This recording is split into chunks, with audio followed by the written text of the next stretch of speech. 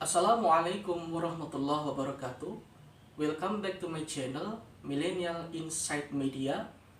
Pada kesempatan kali ini saya akan sedikit mengulas tentang dinamika persoalan politik di Indonesia.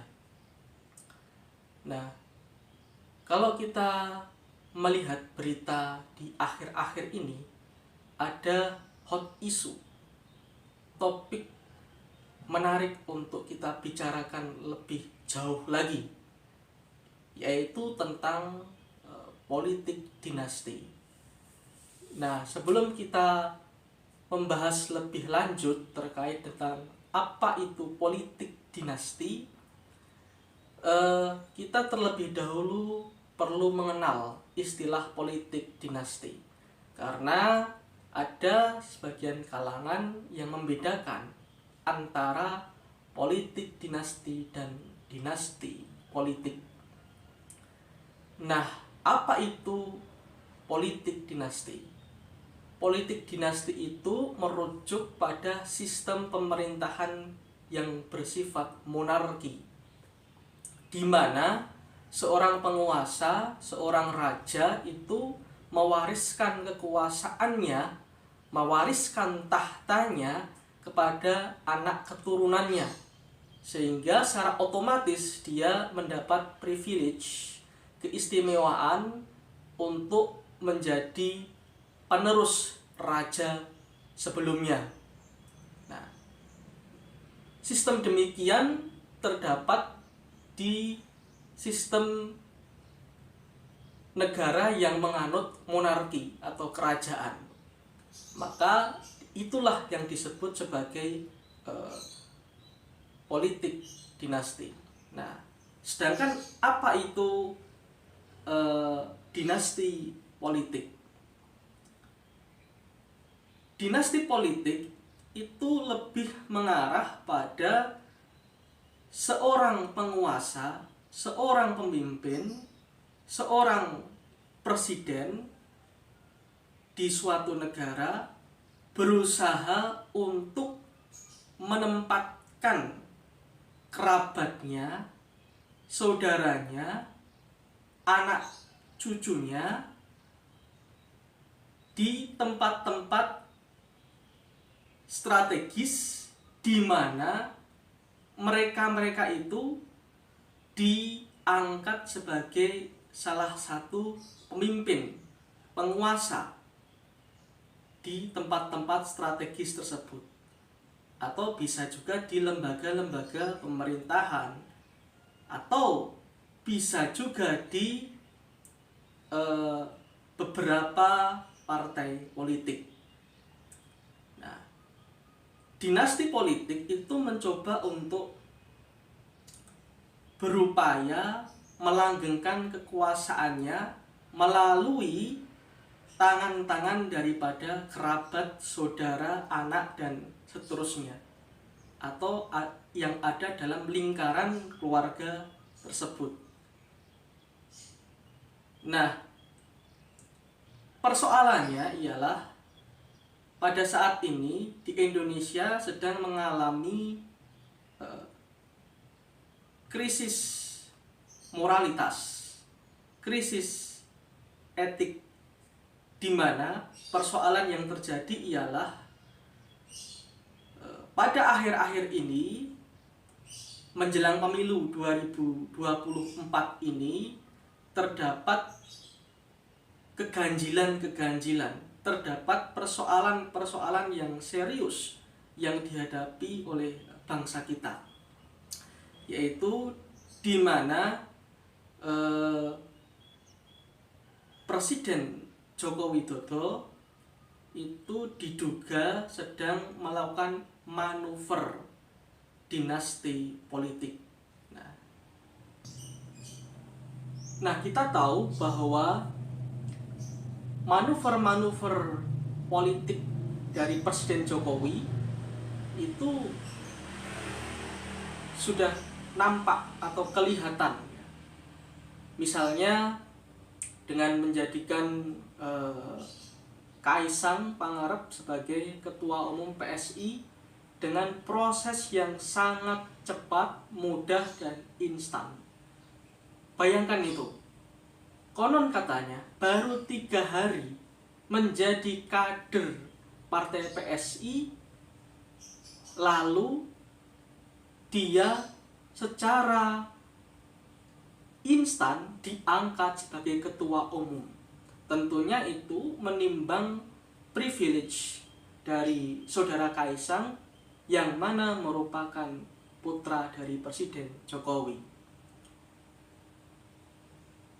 Selang beberapa waktu, kita juga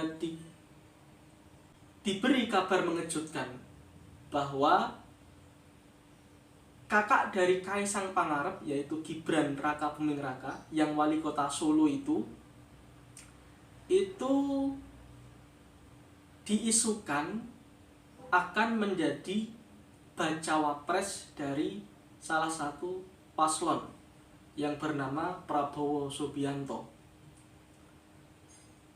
Nah, tentunya isu tersebut ternyata pada saat ini menjadi kenyataan, yaitu Gibran sudah dipilih oleh Prabowo sebagai cawapresnya.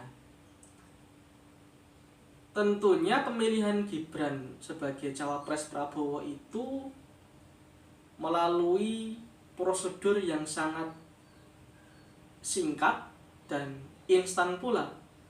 Padahal kita tahu bahwa di dalam undang-undang batas usia capres dan cawapres di situ disebutkan bahwa usia minimal cawapres itu adalah 40 tahun.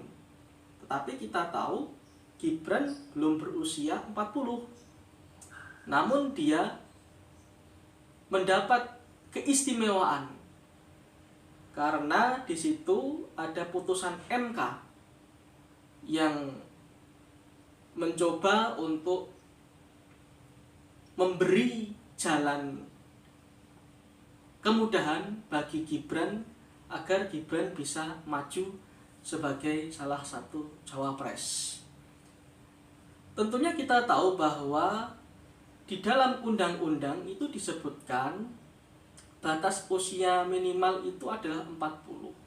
Namun karena ada beberapa pihak yang menggugat undang-undang tersebut, akhirnya MK memberikan keputusan yang menurut publik itu adalah keputusan kontroversial dengan menambahkan klausul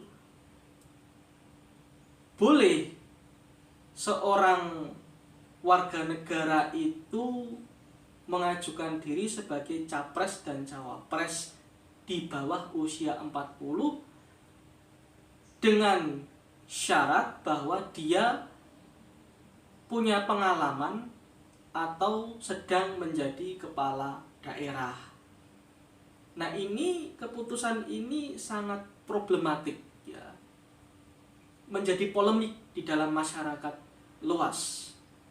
Nah, seakan-akan MK itu memutuskan keputusan tersebut itu ada kepentingan politik tertentu. Kita tahu MK sebagai lembaga tertinggi negara justru akhir-akhir ini mendapat sorotan yang tajam di kalangan masyarakat luas di Indonesia. Bahkan banyak yang mengartikan MK itu dengan memelesetkan MK dengan arti mahkamah keluarga. Ada juga yang menyebut MK itu sebagai mahkamah khianat. Tentunya tidak salah kalau banyak yang mengira bahwa Presiden Jokowi itu sedang melakukan manuver dinasti politik. Nah, sebelum itu memang terdapat isu-isu yang menjadi topik pembicaraan masyarakat luas. Misalnya isu keinginan untuk memperpanjang jabatan menjadi 3 periode. Padahal sudah jelas bahwa konstitusi kita menyebut setelah amandemen tahun 1999 jelas membatasi masa jabatan presiden hanya sampai 2 periode. Tetapi kenapa di masa pemerintahan Jokowi justru muncul isu untuk memperpanjang menjadi 3 periode? Ini menjadi pertanyaan bagi kita semua. Maka dari itu, kita sebagai warga negara, ya, tentunya yang pertama harus menjunjung tinggi asas etika dan moral. Harus menjunjung tinggi nilai-nilai etika dan moral. Yang kedua, tentunya kita sebagai warga negara juga harus menjunjung tinggi undang-undang dasar negara kita. Dan tentunya kita perlu taat konstitusi sebagai bentuk atau wujud kecintaan kita kepada bangsa dan negara kita. Saya teringat kaidah usul fikih, kaidah fikih yang berbunyi tasarruful imam ala ra'iyati manutun bil maslahah. Jadi kebijakan seorang pemimpin itu tergantung kepada maslahat bagi masyarakatnya. Jadi buat apalah kita itu membuat kebijakan-kebijakan yang mungkin justru menimbulkan polemik, menimbulkan kontroversi di kalangan masyarakat. Misalnya seperti itu tadi, membuat keputusan MK membuat keputusan tentang batas usia capres dan cawapres dengan klausul boleh warga negara untuk mencalonkan diri sebagai capres atau cawapres di bawah usia 40 asalkan yaitu tadi ada tambahan klausul pernah berpengalaman atau sedang menjabat sebagai kepala daerah. Nah, ini kan keputusan ini menimbulkan kontroversi yang sangat luar biasa sekali, ya. Apalagi ini juga justru menabrak tatanan kenegaraan kita. Maka fungsi konstitusi itu kan pada umumnya untuk membatasi kekuasaan pemerintah agar tidak berlaku sewenang-wenang, ya. Dan tujuan konstitusi itu adalah dan agar kita mencapai tujuan konstitusi, yaitu menjadikan negara ini menjadi negara yang tertib, berkeadilan, merdeka, dan mencapai kemaslahatan umum bagi masyarakat Indonesia. Demikianlah yang bisa saya ulas. Ada kekurangan, saya mohon maaf. Assalamualaikum warahmatullahi wabarakatuh.